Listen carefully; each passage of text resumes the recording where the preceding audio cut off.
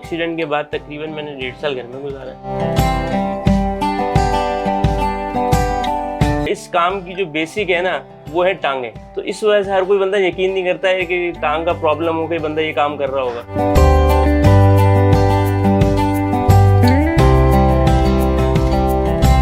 अपने हादसे को अपनी मजबूरी ना बने।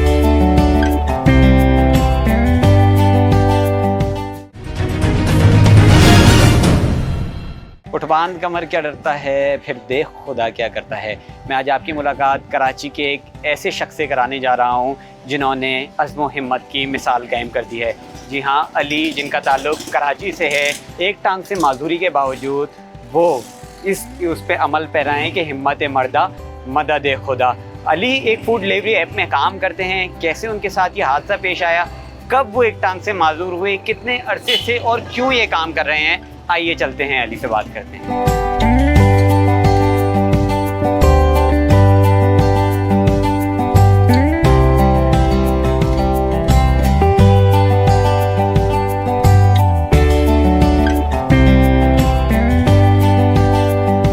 मेरे साथ अली मौजूद हैं, इनसे बात करेंगे, इनसे जानेंगे कि जो अज़्म व हिम्मत की दास्तां ये कायम कर रहे हैं। अस्सलाम वालेकुम अली।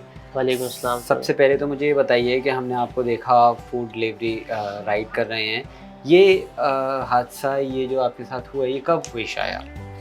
ये 2016 में मेरा एक्सीडेंट हुआ था और जिसके अंदर मेरा टांग का लॉस हुआ, थोड़ा इसमें घुटने का लॉस हुआ, मेरा सुपर हड्डी का लॉस हुआ। तो उसका तकरीबन मैंने ये कुछ 1.25 साल घर पे गुजारा। उसके बाद मैंने कुछ मुख्तलिफ काम किए मगर वो मेरे तो ये एक्सीडेंट हुआ कैसे था? ये बेसिकली मैं बाइक पे जा रहा था, पीछे से मुझे गाड़ी ने हिट किया था। तकरीबन ये 26वां रोज़ा था रमज़ान में, ये गाड़ी ने पीछे से हिट किया था।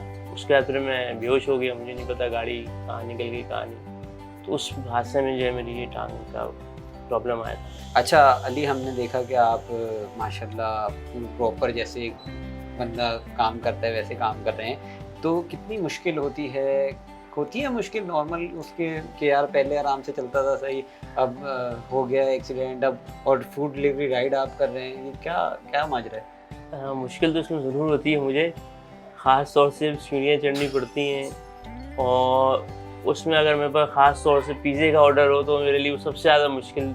क्यों, क्या ऐसी बात है पिज़्ज़े के ऑर्डर? पिज़्ज़े के ऑर्डर में मेरे को सबसे पहले होता है कि नॉर्मल ऑर्डर होता है तो उसमें तो मैं एक हाथ से दीवार की सपोर्ट ले लेता हूँ, सीढ़ियाँ चढ़ जाता हूँ। सही है। तो जो पिज़्ज़े का ऑर्डर होता है उसमें मेरे एक हाथ में मेरी स्टिक होती है, दूसरे हाथ में पिज़्ज़ा होता है, तो मेरे पास सपोर्ट नहीं होती कोई कि मैं उसको सपोर्ट करके ऊपर चढ़ सकूँ। तो वो जो है फिर बड़ी मुश्किलों के साथ मैं सीढ़ियाँ चढ़ता हूँ और उसको फिर मैं डिलीवर करता हूँ। अच्छा मुझे ये बताइए कि हम पाकिस्तान में खुसूसन कराची में ये रिवाज देखते हैं कि खुदा ना खास्ता कोई माजूर हो गया या वो शुरू से ही माजूर है पैदाइशी, तो वो लोग काम काज छोड़ देते हैं, वो डिपेंडेंट हो जाते हैं किसी पे। आप एक मिसाल कायम कर रहे हैं इंडिपेंडेंटली, और दूसरी बात बाइक चला रहे हैं आप अभी तक, तो इस बारे में थोड़ा सा बताएं हमें। सर ये है कि क्या सोच के आपने ये शुरू किया? मैंने ये सोच के किया कि मेरे पास एक तो इतने वसी ज़राए नहीं थे कि मैं कोई एक काम खोल के बैठ जाता करने वाला, क्योंकि हर चीज़ महंगाई है तो उसके हिसाब से काम का जो एक बजट है करने का वही बहुत बढ़ चुका है, तो मेरे पास इतना बजट नहीं था। तो जितनी मेरी एजुकेशन है और दूसरी मेरे पास ये प्रॉब्लम है टांग की, तो मेरे पास कोई और ज़रिया नहीं था कमाने का कि मैं और कोई करता काम, तो इसलिए मैंने इस काम को चूज़ किया। मुश्किल तो है इसमें मगर मैं अपनी पूरी कोशिश करता हूँ कि हिम्मत करता हूँ, बाकी अल्लाह मेरी मदद करता है। बिल्कुल आप पूरी कोशिश करते हैं, हमारे नाजरीन ने भी देखा पूरी कोशिश कर रहे हैं, हमने भी अपनी आंखों से देखा। अच्छा ये बताइए लोगों का क्या रिएक्शन होता है जब आप कहीं फूड देने जाते हैं, कहीं से सामान लेते हैं दुकान वाले से, तो लोग तो बड़े घूर घूर के देखते होंगे?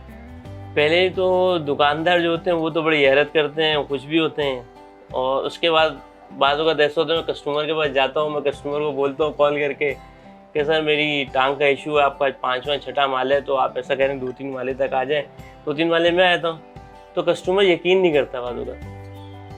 अच्छा ये बताएं, कस्टमर कोऑपरेटिव होते हैं और जो यकीन नहीं करते वो आते हैं, ये कुछ वाकया ऐसा हुआ है कभी? बहुत दफ़ा ऐसा हुआ है। एक दफ़ा एक कस्टमर को मैंने बोला, वो 4थे माले पे था, मैंने उसको बोला सर आप जो है मेरी टांग का इशू है, वो समझा कि मैं ऐसे ही बोल रहा हूँ। तो आप आ जाएँ, कहने लगा यार घर पे वो कोई है नहीं, तो चाबी भी नहीं है। तो मैं नीचे का ऑटोमेटिक गेट लॉक खुला है, मैं प्रेस कर देता, आप आ जाएँ ऊपर। वो उसने प्रेस किया, वो इत्तेफाक के अंदर कुंडी लगी जो खुला नहीं।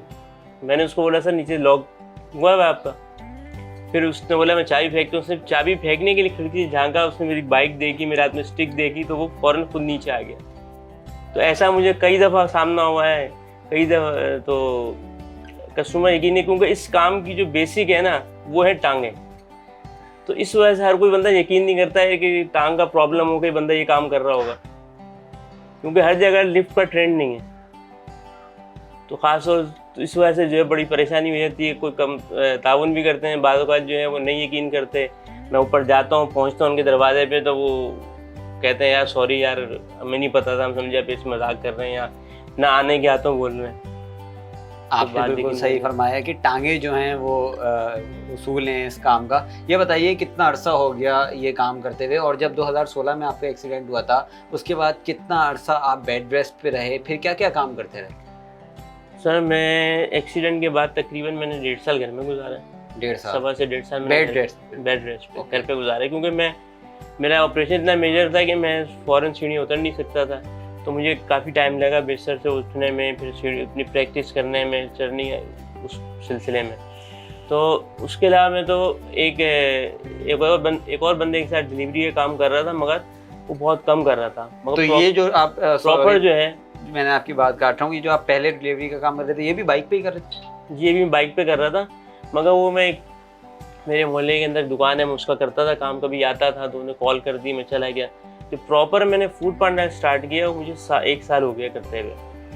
अच्छा, तो ये बताइए कि 1 साल में आपका कैसा एक्सपीरियंस रहा? जैसे मैं वापस आपसे यही बात करूंगा कि लोग आपको बड़े उससे इनकरेज करते होंगे, क्योंकि हमारे यहाँ नहीं है ये रिवाज अगर देखा जाए तो इनकरेजमेंट से खुशी होती है कि यार लोग कह रहे हैं यार माशाल्लाह आप अभी भी काम कर रहे हैं, अभी भी लगे हुए हैं। बिल्कुल खुशी होती है, और सबसे ये होता है कि मेरी वजह से कई लोगों को लोग आगे मिसाल भी देते हैं कि देखो यार ये भी बंदा है जो माजूरी की हालत में मेहनत कर रहा है, किसी आगे हाथ नहीं फैला रहा, कोई गलत लाइन में नहीं पड़ गया, इसने अपना आप हिम्मत नहीं छोड़ दी। तो ये जब अगला बोलता है तो उससे बहुत खुशी होती है मुझे। फैमिली की सपोर्ट की बात करूंगा कि जब एक्सीडेंट हो गया, बेड रेस्ट आप 1.5 साल तक रहे, तो फैमिली की तरफ से क्या रिएक्शन था जब आप वापस आपने काम शुरू करने का सोचा कि नहीं यार ऐसे घर पे बैठने से तो काम नहीं चलेगा, वापस काम? तो फैमिली ने कुछ रोका होगा? सर मेरी फैमिली ने मुझे बड़ा सपोर्ट किया। ख़ास तौर से मेरी जो सिस्टर हैं उन्होंने मुझे बहुत बोला कि भाई अभी आप नहीं जाओ काम पे, अभी स्टार्ट नहीं करो, थोड़ा रेस्ट कर लो। मगर मैंने उनको यही बोला कि करना तो है ना, आज नहीं कल तो करना है काम। तो अभी मैं थोड़ी हिम्मत करूँगा, ऐसा कोशिश करूँगा तो मैं फिर कुछ कर पाऊँगा। बाकी ये कि मेरी फैमिली ने मुझे बहुत सपोर्ट की है, मेरे मुश्किल टाइम में मेरे बहुत काम आए हैं, मेरे बहुत जिस तरह से मेरी सपोर्ट कर सकते थे मेरी सपोर्ट की है। अच्छा, बिल्कुल आखिरी बात आपसे करूंगा, मुझे ये बताइए कि क्या मैसेज आप देना चाहेंगे उन लोगों को? हम ये देखते हैं किसी की उंगली टूटी होती है, सिर्फ एक उंगली टूटी होती है, वो भीख मांगने लग जाते हैं। वो मतलब जवान लड़के हम देखते हैं कि वो काम ना करने का बहाना हम उनको कह सकते हैं, मेहनत ना करने का बहाना। आपकी पूरी टांग जो है एक ख़राब हो गई है एक्सीडेंट में, उसके बावजूद आप ये बाइक पर डिलीवरी का काम कर रहे हैं, मेहनत कर रहे हैं, क्या मैसेज देंगे लोगों को? मैं यही मैसेज देना चाहूँगा आजकल की जनरेशन को, ख़ास तौर से कि वो जो है इधर उधर कामों पढ़ने की बजाय फोकस करे, अपनी फैमिली को सपोर्ट करे, और किसी भी तरह से अपने आप को सपोर्ट करने के लिए काम करे, गलत रास्ते में ना पड़े।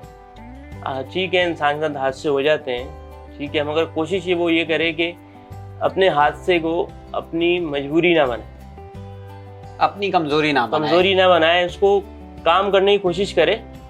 जिस हद तक वो काम करने की कोशिश कर सकता है करे, अपनी प्रॉब्लम के हिसाब से वो जो फील्ड चूज़ कर सकता है वो करे।